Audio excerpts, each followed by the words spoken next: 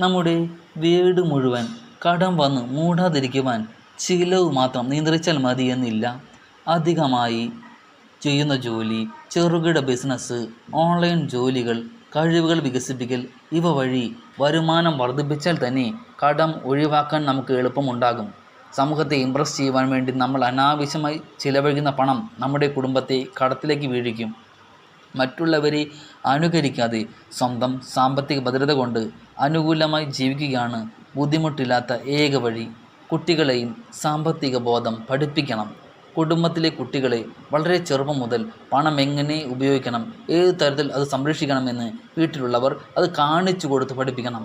അത് അവരെ ഭാവിയിൽ കടം വരുന്ന സാഹചര്യം ഒഴിവാക്കാൻ സഹായിക്കുന്ന ഒന്നാണ്. നിലവിലുള്ള കടങ്ങൾ നിയന്ത്രിക്കണം. ഇപ്പോൾ തന്നെ കടം, ഉയർന്ന പലിശയുള്ള കടങ്ങൾ ആദ്യം അടയ്ക്കുക. EMI സമയം തെറ്റാതെ അടയ്ക്കുക. ഒരേ സമയം പല സ്ഥലങ്ങളിൽ നിന്ന് കടം എടുക്കാതിരിക്കുക. കടം മറയ്ക്കുവാൻ അല്ലെങ്കിൽ അത് പിന്നെയും കുറയ്ക്കാൻ നമ്മൾ വീണ്ടും മറ്റൊരിടത്തു നിന്ന് കടം എടുക്കുന്നത് വലിയ സാമ്പത്തിക കടത്തിലേക്ക് നയിക്കും. ഇത് വലിയൊരു കുടുക്കാണ്. നമ്മളറിയാതെ നമ്മളെ കൊടുക്കാൻ പറ്റിയ അതിശക്തമായ കുരുക്ക്. ഒരു എമർജൻസി ഫണ്ട് ആദ്യം ഉണ്ടാക്കണം.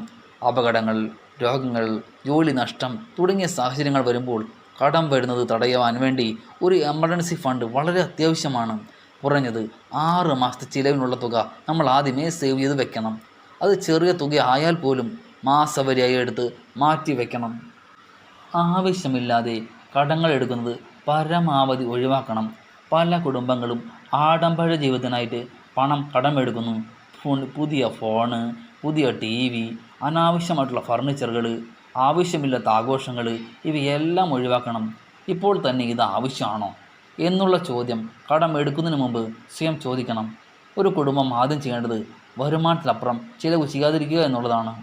ചിലവുകൾ കൃത്യമായി എഴുതി വയ്ക്കണം.